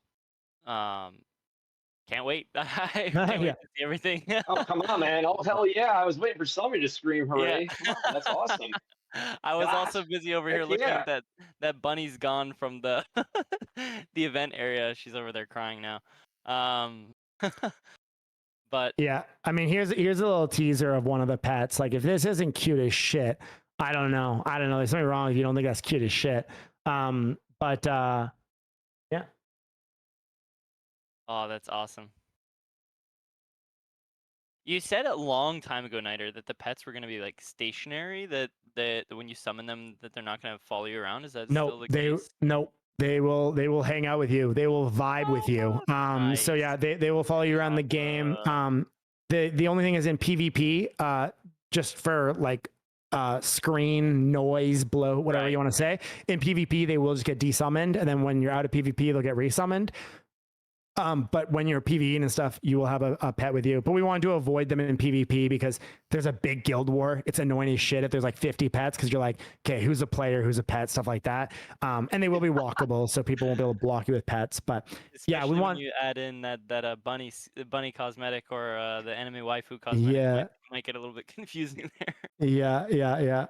The skeleton you revive in Expedition needs to be a pet. Yeah, I think actually that's one of them. We have like 20 pet designs. Okay, cool. But they're a lot of them are kind of like chibi versions of existing kind of creature families. Yeah, we're very excited about the pet system. Something we wanted to do for a while, but yeah, we want to tie it in with the monk carnival, getting pets as well. Awesome. Well, I think that pretty much wraps things up. I mean, if anybody yeah. has any final questions, go ahead and fire away. I mean, well, I actually I actually want to maybe close Oh, things off I was gonna for ask you, Niter. can I ask a really tiny Yeah. one? That's Sure. maybe Okay. hopefully the best Last one here from Kaiser. Go, Go ahead. go. Just with I just hear a lot of people asking with like the new infusions and augmenting slots and everything, or the infusion slots, I should say. Is that gonna separate between like single and two-handers? Because like, how does that conversion work? Like, if someone uses a one-hander and a shield, and then they swap to a staff, like how do those? Yeah, that's a good question. That's an example for QA, right? So these are the kind of things that like in the QA process, they I assume that one was already in the design and not a problem, but those are the kind of things that they always uncover, right? It's like, oh shit, what do we do with this? What do we do with that, right? And that's why sometimes the QA process is like, hey, we want to get this in for Tuesday. And then on Monday, they're like, shit, what about two-handers, right? Or something like that, right? And it's like, that's why we generally try not to give dates on stuff until it's like 100% we're good to go. But those are things that they solve and figure out. So you guys will see once it's in, but I can assure you they would have noticed that right away.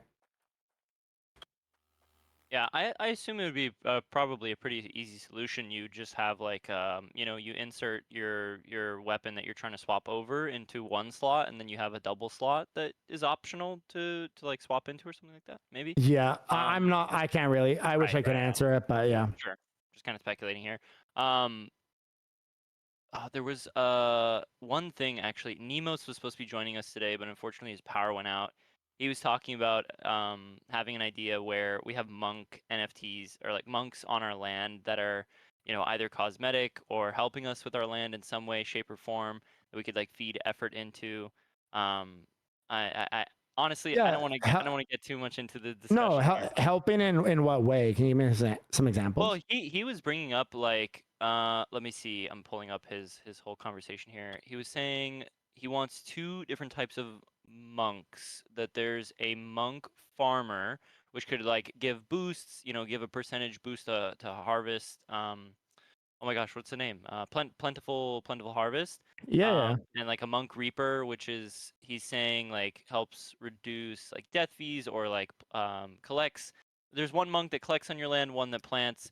Obviously, I think this is an idea you guys explored and talked about, and yeah. Some of these things are like, there's many times ideas from the community that I'm like, oh man, I love this idea, and I go talk to like the engineers, and they're like, yo, dog, this can be a massive thing for us to build, like something that like auto replants your stuff for you. Like there's so many things to consider there.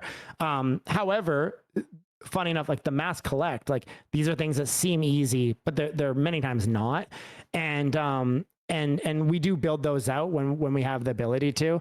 I think in terms of like monks helping and stuff on your land, this is something that, yeah, again, I think is a great idea, but I really have no idea what the scope on something like that would be. I'm pretty good after 10 years of this line of work at like kind of understanding like how big this will be, but I'm not an engineer by trade. So many times I default to them on it, but Yeah, I really only brought it up because somebody in the chat, Yukino, was asking if we'll get some additional utility for our monk NFTs in the future, and then it reminded me of Nemo bringing up this idea, and then you were kind of talking about the house cosmetics and how we don't want to do anything too crazy that kind of pulls the immersion away from the players. So I thought like, okay, maybe if you have a monk on your land, that even if it's just a cosmetic or offers like some sort of super minor buff to your land efforts, and yeah. maybe that also could act as a new silver sink, kind of ties everything Yeah, together.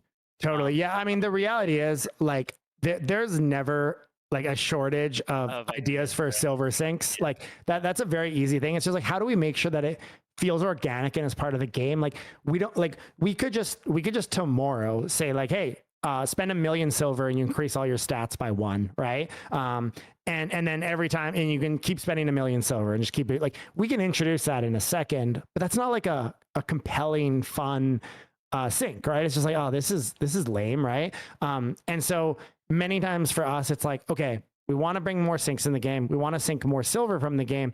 How do we do this in a fun and engaging way? Not just like, oh, here, like just click this button and you burn another 1 million silver, right?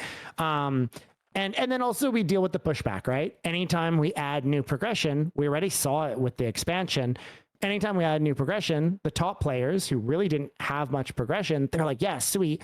And then there's always a group of players that are like, oh, wow, you just made the gap even bigger. And it's like, well, hey, we have to find a balance there too, right? Like, how do we bring in more syncs and more progression, but also not make half the community feel like, oh, now they're getting even farther ahead? Well, it's like, okay, well, we have to cater to both sides always. And so we try to find as much of a middle ground as we can, but it's virtually impossible. But yeah. Neither. Can we have like chromas for sea skin for silver or something like that that don't impact the game, but it's beautiful? So Yeah. you have So we're already kind of doing something like this. Not for skin, like not for character skins, but yeah, something like this is already coming pretty soon. We want more ways to show off that you're just a freaking, for lack of better words, sorry to the females there, because there's a female way to say it as well, but just show off your big dick, right? We want to add more things like that as well, where they are silver sinks, but they're very optional, but at the same time kind of just a flex, right? And part of that will be related to the Monk Carnival as well. Again, a lot of it is built around sinks of different currencies, and with some like really cool flex stuff as well. So All right, let's go ahead and close things out here. I really appreciate everybody who's been speaking, everyone who's been asking questions. Just laughing at the comments there in the chat. Yeah, HR is already DMing me. Thanks for same with the PR team for not not filtering. Always I nice. try to remain be real with you, be real with you guys. Again, most people here know this, but I'm a gamer by heart since I was very young. I fucking love video games. I fucking love MMOs.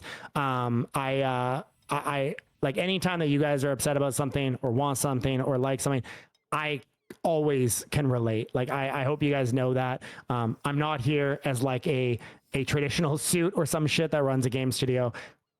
I fucking love video games. That's why I geek out all the time with you guys over different MMOs, virtually every MMO I've played, and probably got way worse grades in high school because I was playing various MMOs until 3 a.m. But that's why my man. Yeah. Like I love my work because of that. As much as you guys can be fucking annoying sometimes, I would never trade my work for anything else in the world. It's incredibly fulfilling, even when you guys are nagging, when this, when that, or whatever. I know it's because you guys love the world we're creating. And that's like the biggest compliment of anything. And that's why we work so fucking hard, because we also love the game we're creating. Our whole studio is a studio of gamers. I don't know if there's a single person in our studio that doesn't love video games, and especially MMOs. So, you know, we build as hard as we can, as fast as we can, but we also have our limits, even as a studio as big as ours. You know, we're not World of Warcraft, we're not Riot, but ultimately, we work so hard because we want to bring the best product possible for you guys. And yeah, that's the entire thing that fuels us. So you guys fuel us a lot. We appreciate the shit. I know it's really hard sometimes in a Discord, because just like Reddit, many times Discords can have a lot of negative people in them. That's something that we're probably going to start intervening more with. You know, there's the same 10 players. If you check their chat history, it's like 99% just being shitty people all the time, and for months, like that, you know. And these are people that play 16 hours a day, but they're just, any moment they can, they'll be shitty. And we're gonna start doing a better job of just getting those people out of the Discord, because as much as people want to think it is, being in a Discord community is not a institutional right or a God-given right. We want people here that like, and to be clear, this is very different than giving feedback. There's a lot of people that give critical feedback, and we engage with that all the time. And please don't stop doing that, because we need that as well. But then there's people who all they do is complain. That's all they fucking do. Even when the thing they complain about for weeks gets solved, they just suddenly have a new thing to complain about, and they don't give a shit. And those are the people that we want to start getting rid of, because what we've noticed happening more and more is there'll be just like really awesome people in the community that will literally like DM me, and I get this literally every day. They'll DM me like, hey, like, love this change, this is awesome, like, oh, loving this new content, just wanted to say like thank you so much, or like, just, you know, thank you so much for having a thing that I can just play all day or whatever. And then I'll be like, oh, like, thanks so much. And they're like, yeah, sorry, I didn't want to say it in the Discord, because I know there's like these names that'll just right away call me like a simp or shit on me or say like whatever, right? And I'm like, that's not a fun environment. Like, and I get it sometimes too, right? I'll come in the Discord and I'll be chatting with somebody on something, and someone will be like, oh, well, what about this? And it's like, okay, man, like, I'm trying to engage with the community here about something. I'm having a fun time. It's, you know, I'm just about to go to bed. And ultimately want to have less of that, and more of just people that aren't just always shitty. And there's a very big difference, right? There's some people who are critical at times and they give tough feedback, and sometimes they're maybe a little bit rude, but also half the time they're just great community members. I mean, Big Conho's in here. He's a good example. Love Big Conho. He can be very critical at times, but he's very fair and balanced about it. Like, he literally just sent a message, the game is fucking awesome, we love it. Like, he's also very balanced. Like, he'll give us W's when we deserve them, and he'll also give fair feedback when we deserve it, or when we need it. And that's what we want in the community. We don't want just yes people. We don't want just, you know, we want people that are just balanced. Like, how can they also give us flowers when we deserve them, and then also say, hey, motherfucker, we also want this, right? Like, because we also need to know the things that you guys want too. So, but there's definitely, like, I would say probably about 10 people that almost every day CMs are like, this fucking guy again. Like, there's always something. And those are the people that I'm going to be talking to the CM team. They're going to be very fucking excited that we're going to start just removing these people, because they're just not beneficial parts of the community. New players are in the Discord and they're getting shit on by them. People that are excited about something, they get shit on by them. They're not helping the community in any way. And we don't want a Discord where, like, you know, there's 10 people that just bring the entire thing down, and make people not want to say nice things, because they know they're going to get shit on by these people and made fun of, or clown reactions to the shit they're saying. And yeah, we just don't need those people here anymore. And they always do the same thing. They're like, wow, this is like so dictatorship that you removed me. It's like, dog, look at your last 1,800 messages.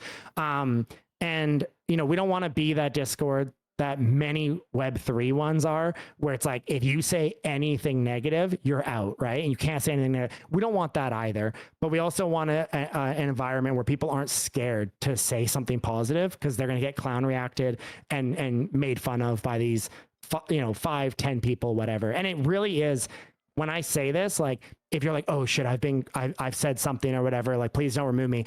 It is like 5-10 people that do 99% of it. I can see the names in my head right now. I'm not going to say them, I'm not going to shame them, but we're probably just going to start removing those people because we just don't fucking care anymore. I'm over it. I'm over them just shitting on everybody. Yeah, it's not fun anymore. And I know a lot of community members also plea for us to remove them as well. So, and to be clear, I don't care if they're landowners or not. You're a landowner. I'm not taking away your asset. I'm not banning your in-game character. Those are your things. If you're not cheating in the game, you're not going to have your character banned or anything like that. But it's not a right by having a land asset to be a shitty person to everybody 24/7. That doesn't suddenly give you a free pass, even though they think that. Because I've had people that we've banned and they're like, "This is outrageous. I'm a medium landowner. I supported the game and stuff." It's like, no, motherfucker. Like, that doesn't mean you get a pass to be a shitty person. Anyways, there's my rant. Sorry for going way longer than I expected, but yeah. That's a very well deserved rant. It's not fair. People coming in and just pure FUD, and definitely what you mentioned about people coming in trying to say positive stuff, trying to just engage in the community in a healthy way, and then just being shit on. It's not cool. Yeah, I mean, even when we announce like the Monk Snacks for landowners, like we have a bunch of different things that we're working on that side. Obviously, like we've shared a bunch of them, but ultimately, like this was just like an extra thing that we're like, oh, you know what? Let's just do this. Let's just give us some Monk Snacks to landowners as another nice like little additional thing. And there was like 2 people, right, that were right away like, oh wow, thanks, and we know they're being sarcastic because all of their messages are that exactly. And it's like, yo, just get the fuck out. Like, listen, we didn't have to do this. We could have just been like, no, we're not doing it. We wanted to get something to landowners. And for them to like right away bring that energy down, it's like, why are they even in here? Like, just leave. And they don't want to leave because they want to be in the community and they're playing 16 hours a day. But they're just like those types of people that can just never be happy about anything. They just have to, because that's what fuels them day to day, is just being shitty. But yeah. We'll just be removing them moving forward, and they're going to cry. They're going to go into their guild Discord and say, oh my God, I gave feedback and I was banned. And it's like, listen, motherfucker, we banned like one person, like other than because they're like a spam bot or whatever, we ban like a person a week at most. Like we really don't ban people. You can ask the CMs because I'm always like, they have to log every person that was banned, why they were banned, and they hate me for it because all the time I'm like, hey, can I dig into this case? Can I dig into that case? I'm always looking at every single case. And that's because we don't want to be that Discord that just insta bans people. But they'll go into their guild and say, because we always get messages from their friends like, oh, this is so unfair, they didn't do anything wrong. It's like, listen, I don't have the time to message all of their friends' audit logs.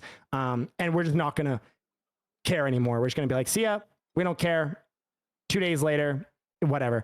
But just know if one of your friends is probably that person and they come to you and they're like, oh, this is so ridiculous, I was like banned or whatever, just know they're probably lying, because 99% of the time that I send the logs to their friends or their guild leaders, they're like, oh shit, they never said they never shared this, they just said they gave feedback. And then the feedback is like, you guys are fucking retards, like this is not good, like why are you fixing that, why are you changing that, what, like that's usually what their actual quote unquote feedback is. So yeah.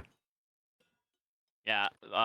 So one of the members from RavenQuest.tools team was saying like you should, make an announcement about this, the reasoning, post it up, pin it. But the reality is, I think about these people is, and I mean, I don't know if you agree or disagree, but even if you make an announcement and then, do some bans, the people are just going to go and go on the Twitter and make a post anyways and say, oh yeah, the RavenQuest team is so unfair, they banned me for no reason, blah, blah, blah, blah, There's no avoiding it. Like we've seen it. Like there was one guy that went on Twitter who actually had a decent audience.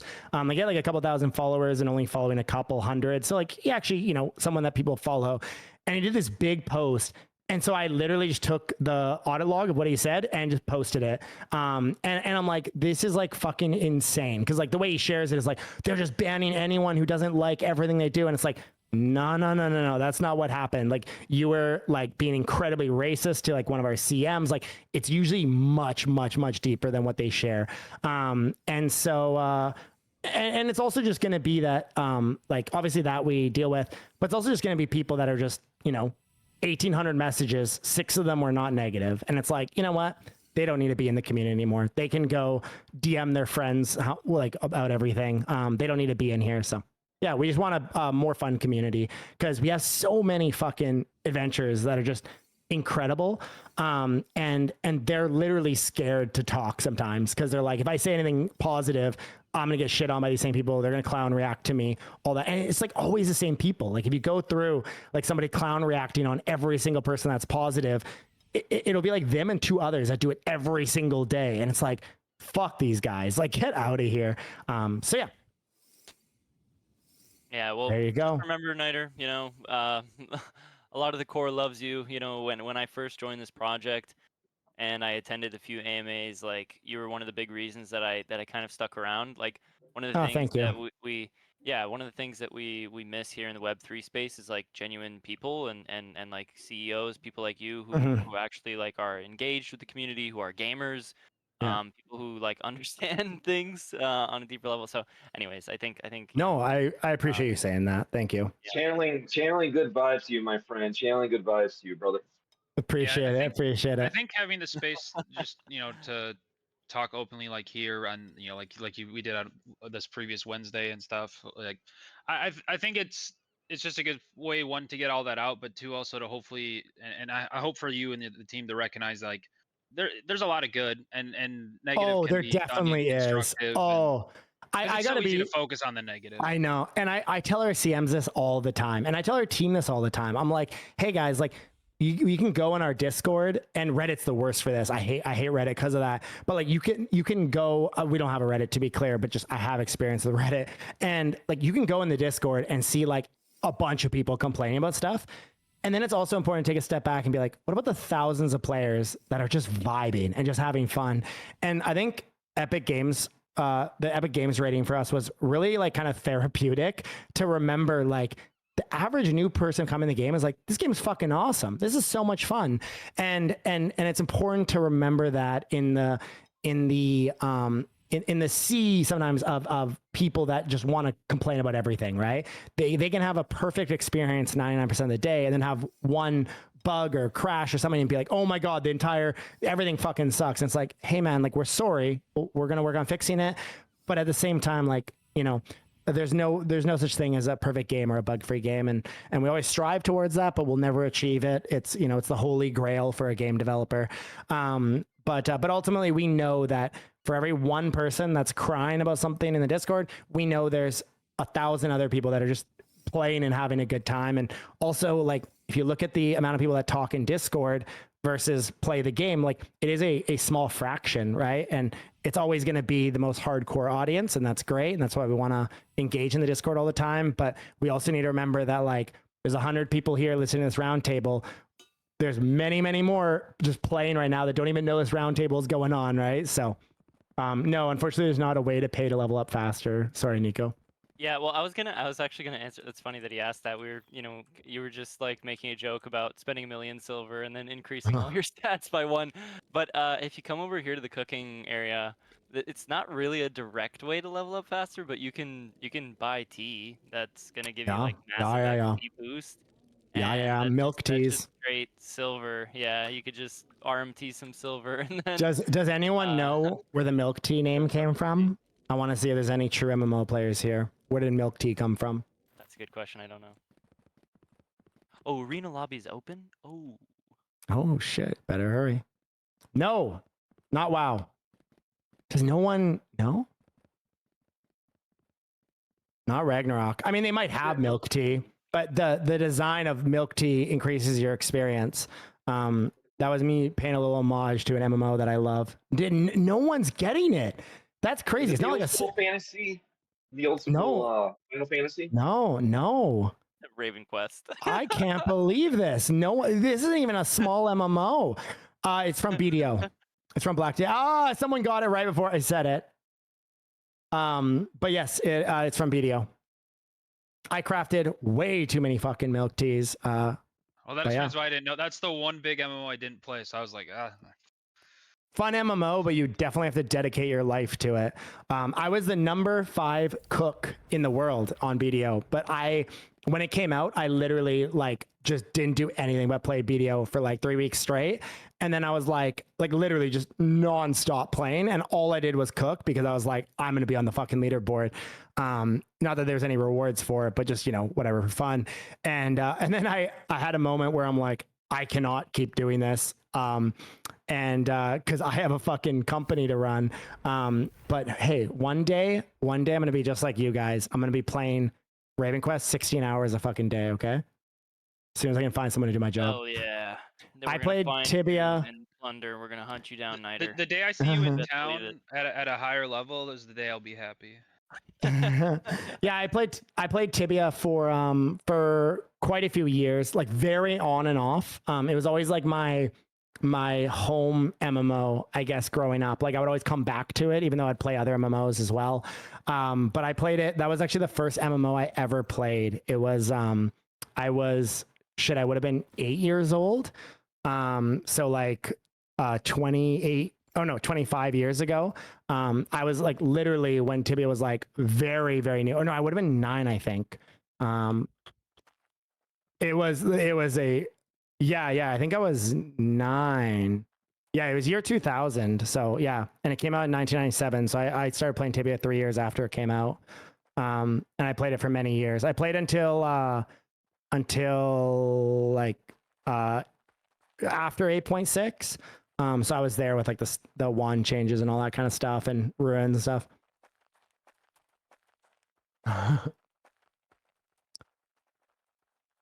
I don't know if I'm gonna be able to open this trophy in the arena, but just for fun, since you were mentioning the trophies being changed, Niter, I went ahead and bought some small glory shards. All right, listen, that was a piece of alpha for everybody in here, okay? Don't say I didn't do anything for you guys, okay? Don't say I didn't do anything for you guys. You listen, I went from like people being like, no, it's not fair that you like shared something in an AMA. And I'm like, you know what? I'm at the point, I'm like, hey, listen, these are like the most hardcore people in our community that come to listen to me rant about players in the Discord for 15 minutes straight. They deserve some pieces of alpha here and there.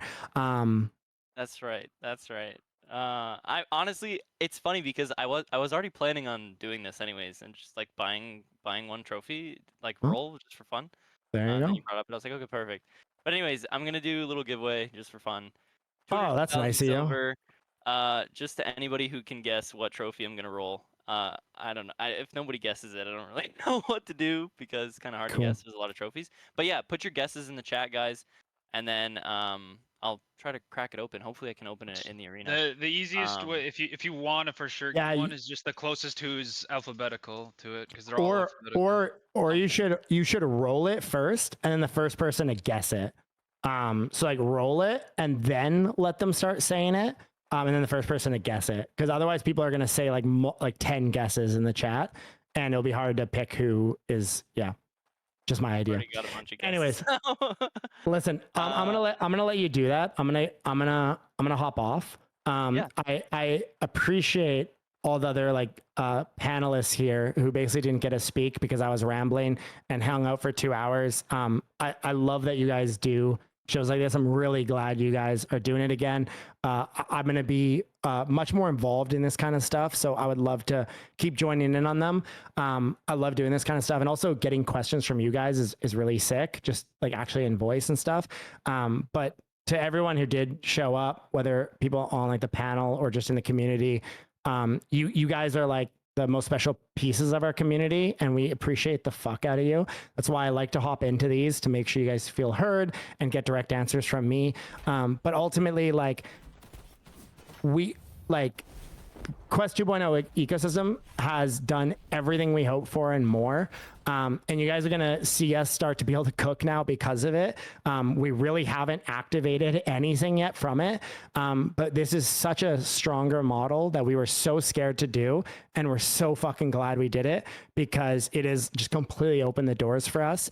And we're going to be sharing more about what that means. But expect some really exciting stuff. Like, you know, we always say this is just the beginning. And the reason why we say that is because we know all the stuff that we have in the pipeline. But this really does feel like the beginning again, but in a much stronger spot. We're very excited about what we've changed, what we've cooked up, and we'll continue to make changes. But what it allows us to do is so much bigger than what we were able to do before. So I want to take a second to thank everybody in the community, whether you've supported us long ago as landowners who bought land early, but also people that just play every day or spread the word. Thank you to you guys. And also a huge thank you to anyone who is getting lucky coins, getting lucky chests, things that actually allow us to cook. They allow us to hire developers, pay developers, build the game bigger. They allow us to build out a bigger ecosystem with Raven Idol coming this month, and then Redacted, which is coming as well. But they just allow us to do such bigger stuff. And, you know, we've for a decade reinvested literally every single thing back into our studio. We don't have any shareholders. We're 100% our own. And we always focus on growth. We've done that for 10 years. We reinvest everything into what we're doing. The more you guys support us, I promise you it'll all flow back to you guys, whether in a bigger game, a bigger ecosystem, or potentially buybacks and burns, or buybacks and giving stuff back to you guys. So thank you guys so much for those that do support us ongoing. Again, no shame to anyone who doesn't. We're happy to have you as a player. The way that, you know, you can support us for free is just sharing about the game, whether on Twitter, whether in your Discord communities, whether to your friends. That is just as valuable. But really, anyone who does consistently support us, we appreciate the fuck out of you. You guys are really the only reason we can do this. We can do our passion for a living. We can build a game that people can escape to and get away from how fucking shit real life can be sometimes. That's why we love our job, because we know we provide that place for a lot of you. So thank you so much. And again, thank you to everybody that was here for this. I'm going to hop off. Thanks, Sniper. See you guys. Appreciate you guys. Thank you so much, Snyder. Have a beautiful one.